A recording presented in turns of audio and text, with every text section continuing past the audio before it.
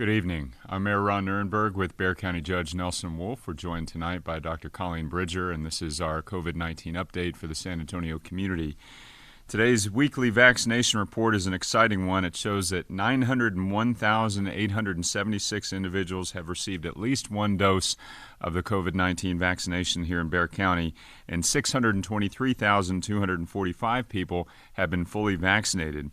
This means we now have 58.1% of our population who has at least one dose and a full 40.1% who are fully vaccinated. All great numbers for our community, and let's keep them moving in the right direction.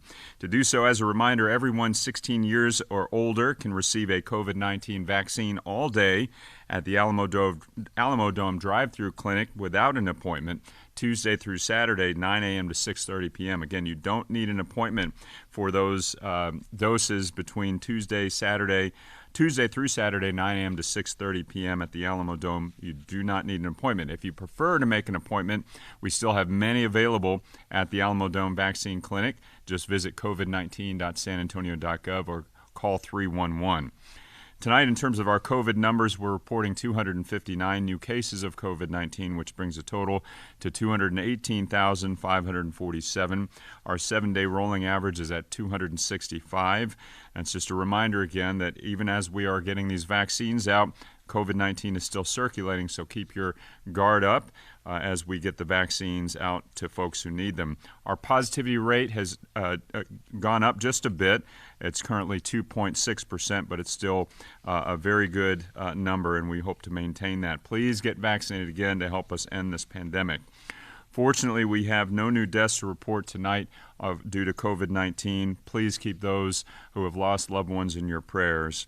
In the hospitals, there are 220 COVID-19 patients in our hospitals tonight, a few days of a downturn, which we are happy to see. There were 18 new admissions in the last 24 hours. 68 patients are in the ICU, and 44 are on ventilators. Let me turn it now to Judge Wolff. Yeah, thank you. You still have to be careful. We're finding that out at the jail. We were running, one or two or three people that had COVID. Now we have 16. It kind of happened in a couple of living units. We're keeping an eye on that and separating them, and we still do the testing when they come in, testing while they're there. They still wear the mask, but we're seeing a little pop-up in some of the cases in the jail. So need to be sure and get the vaccinations. Commissioner Rebecca Clay Flores will be sponsoring one this coming Wednesday, this May the 5th. It'll be a Johnson & Johnson vaccination. It'll be at the Zamora Clinic, the University Health Science Zamora Clinic. Tamales, mariachis, come out, have a good time, get your vaccination from 11 o'clock to 2 p.m. But again, we're still not getting enough people. We're doing good, but we still need to get more people vaccinated. As you know, in our hospital district work at Wonderland in downtown, we were doing 35,000.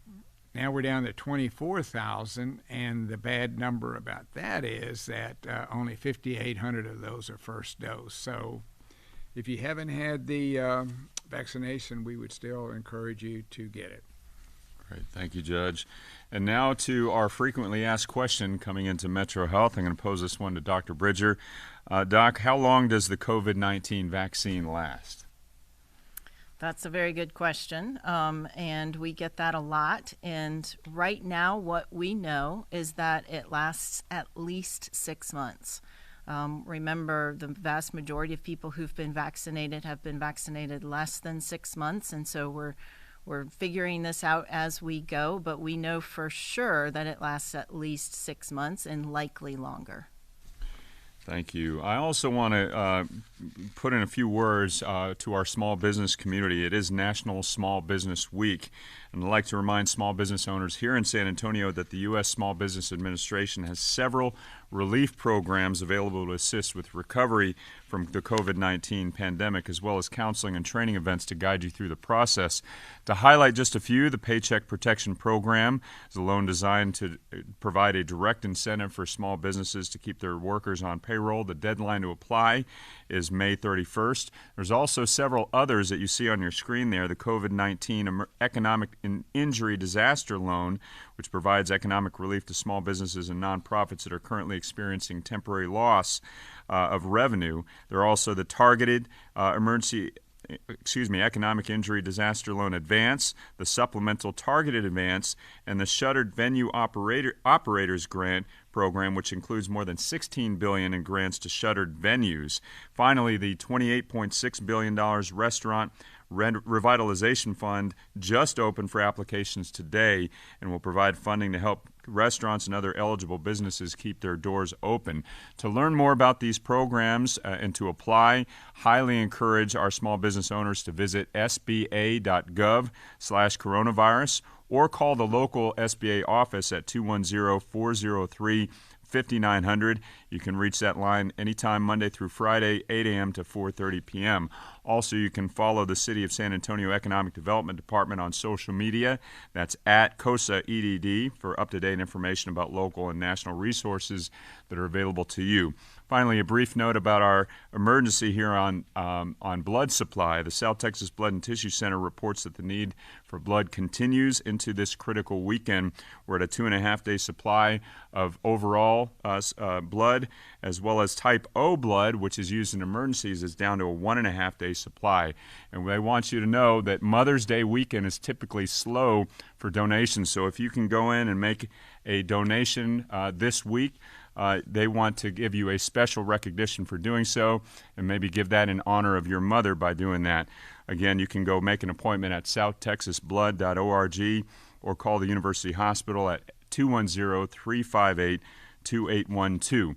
And finally, if you are struggling through this pandemic paying rent or mortgage, there is an emergency housing assistance program available to you. Also, if you're out of work and without income, you can get more information about our Train for Jobs program that will train you for a job that is available today in our community while you receive a stipend to make ends meet. You can get information on any of those programs by calling 311 or by going to the website covid19.sanantonio.gov. We are going in the right direction. The vaccines look very good, so please continue to do your part in the meantime. Wear your mask, practice social distancing and proper hygiene. Do it for yourself, do it for your family, and do it for San Antonio. The judge, myself, and Dr. Bridger are available for questions. Judge Wolff, are there any updates or findings from Governor Abbott's allegations of child abuse inside the Freeman Coliseum, and where do those claims stand today? Well, first of all, let me make it clear, Bexar County does not run that operation. We lease it to the Health and Human Services Department of the United States government. We do talk to them all the time. In fact, I talked to them just a couple hours ago, and as of 2 hours ago, there's been absolutely no evidence found that brings any truth at all to the governor's allegations. Do you know whatever happened to the minors who went missing from the Freeman? I think the 3 that left are still gone. They've run away. I don't know where they are. Could you comment on reports of sponsors ending up being human smugglers when they pick up released unaccompanied minors? I don't know where that came from. If somebody knows something about a smuggler, they need to call them. I don't know whether it happened somewhere else, but there's been no complaint from here. To give you an example of what's happening out there, children, these young boys have been placed with 487 different sponsors. There's a strong vetting program before they are sent out. There's 100 caseworkers that work on it. They check out the family, where they will go. They do a criminal background check on the family. And so they're careful to make sure that they're being sent to a safe place. Another 77 have aged out. Another 30 have been sent to a licensed care facility. And so our numbers are coming down. I think we were high, I guess, close to 2,100. We're down to 1,581 now. So it looks like things are starting to move in the right direction in terms of finding a place for these young boys. That's all the questions we have tonight. Thank you.